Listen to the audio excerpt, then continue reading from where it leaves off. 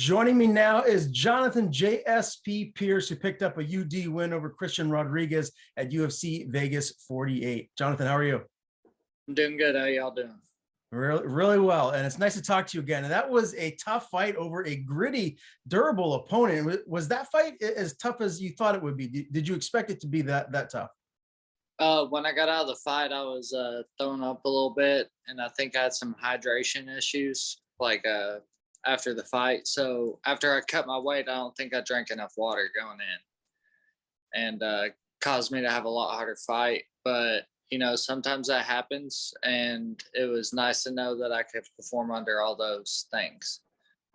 Gotcha. I can't even imagine what that would be like. What were the effects that you were feeling inside of the octagon? So when I felt good until after the choke, and then after the choke, I was in that choke for a good 40 seconds, and I was the announcer's like, he's gargling. So I was having a pretty hard time. And then after I got out of that, I just felt like I didn't have my full squeeze, all my strength. And then when I was striking, my sharpness wasn't there, my pop wasn't there. And then when I would swing, it was like a dream, you miss or barely hit them and not really do that much damage. And I was like, oh man, so this is going to be one of them fights. So I had to take it to the ground and take it where I knew I was safer and get in those positions. And I was looking for a submission, but as you could tell. Yeah, man. Really gritty performance by you to get this victory here. I want to go back to that choke there in the first round. What did you have to do to get out of that? Because a lot of people, including the announcers, they thought you were out. What were you thinking while you were going through it? I was deciding whether I was going to stay in there or not. I'd been submitted like that a few times in the first round, and I didn't want that to be the case again. And the biggest thing about mixed martial arts, is you train it to be able to defend yourself. So I just was like, if I get out of this, I know I'm going to win. This is his one shot right here. So I knew once I got out, I was gonna be good. But I was just trying to fight those hands, posture them up on the cage, and create a little bit of space while I was in the choke. How close did he have it to finishing you? Was it pretty close? Yeah, I was deciding, and then I was like, I panicked and then put myself in a worse spot, and then it got a lot tighter. But once I I started moving them, then it was like, okay, I started building more confidence, and then as the fight went, I got out. That must have almost felt like a relief to get out of that position, I have to imagine. Made the first round feel a lot longer. Okay, very very well said. So going into round two and round three, what did your corner fight ready? What did the coaches tell you to do here in the second and third stanzas? They're just trying to calm me down, and they're like, you need to keep your distance on the striking, and use your lateral movement, side to side movement, and because he was cutting me off. And after I'd pressured so much in the first round, I'd only left myself open to wrestle, so it was harder to get my striking off at that point. So I knew it was going to be one of them fights, and he was just like, be educated as you close the distance, because that's going to be his only shot. He's like, so just do what you're doing good. And to me, watching the fight, it looked like you had a significant size difference in there. Do you feel like in the end that is kind of like the deciding factor as to how you were able to grind out this win? Yeah, that's why I put in the work and diet and do all that to cut to 45, because when I fought at 55, that's kind of was the case with me against Lozon, and I feel like if I would have had those 20 extra pounds, that it would have been a different fight. So was this just a harder weight cut for you than previous camps? No, I did everything correct. If anything, it was an easiest cut I had. I didn't even have to put a sauna suit on or sweat on, and I drifted it pretty much in the sauna and at the PI. It was great. Great facility. I loved it there. A lot better than doing it in the hotel. But I didn't drink enough water after weigh-ins. And that happens when you're out of town and you don't have your freezer at home. You don't really have your go-tos. So that was the case, and you just learn from it and you get better. But you know what? I'm learning, and I'm not losing to learn, and that's great. Yeah, that's a significant benefit. You get the win. That's all that really matters here. How important was it to you, or how good of a feeling is it that you gave Rodriguez the first loss of his career? I mean, this is a tough kid. Felt great, because he had beat one of my teammates, and I was going out there that night to beat Austin Lingo, and I had Luis in my corner, one of my teammates, to avenge a loss. So that I was the same mentality to like come out and represent Fight Ready and what we're all about, and that you're not going to get one over on us. We're here to stay. So How did you guys celebrate afterwards? You must have got some good food and replenished your body a little bit. I laid on the couch and watched my fights, and yeah, like I was.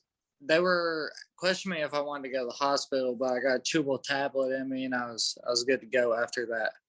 But I would like to have done more damage. I felt like if I felt better, I'd done way more damage. All right. So you must have, what was the food? What was the post-fight food? You had to have filled up on something.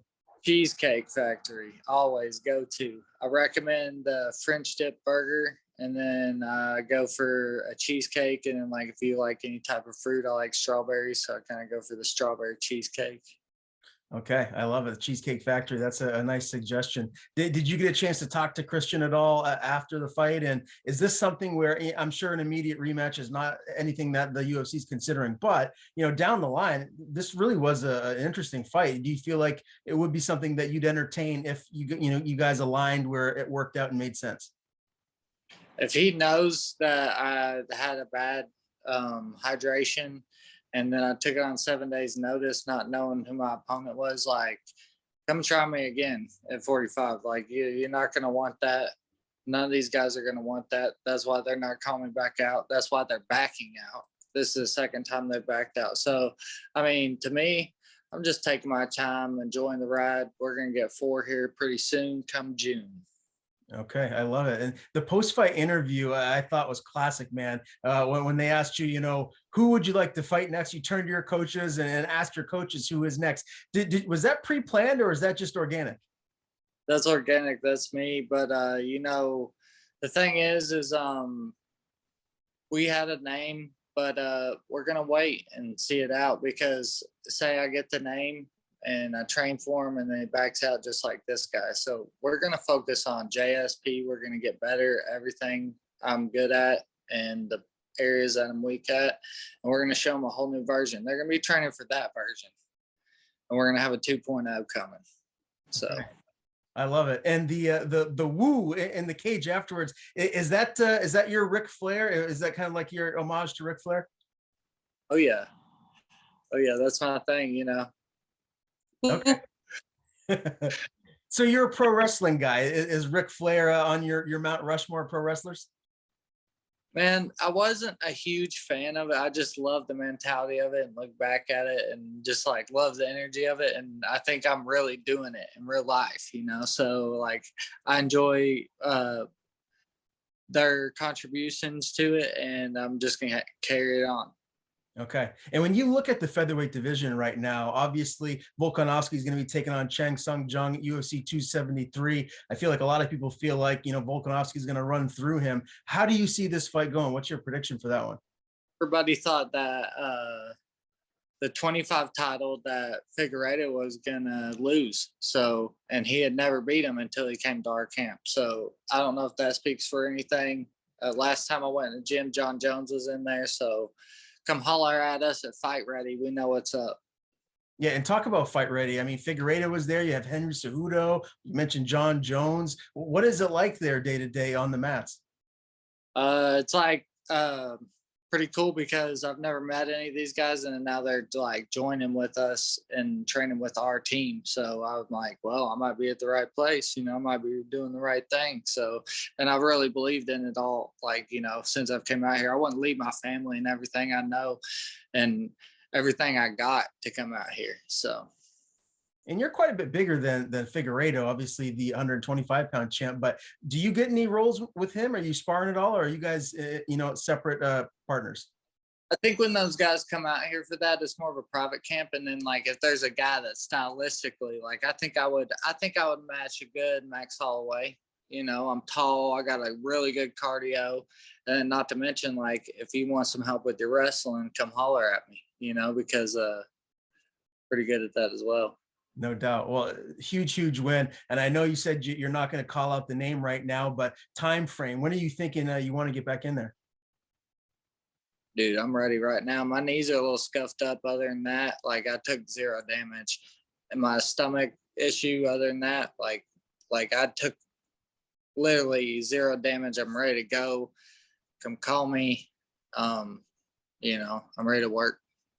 Awesome, JSP. Big win. Congrats again, my man. Again, Jonathan Pearce beats Christian Rodriguez via UD at UFC Vegas 48. Always great chatting with you. Before I let you go, I'm going to give you the floor. Tell people where to follow you on social media. And if you have anyone to thank, the floor is yours.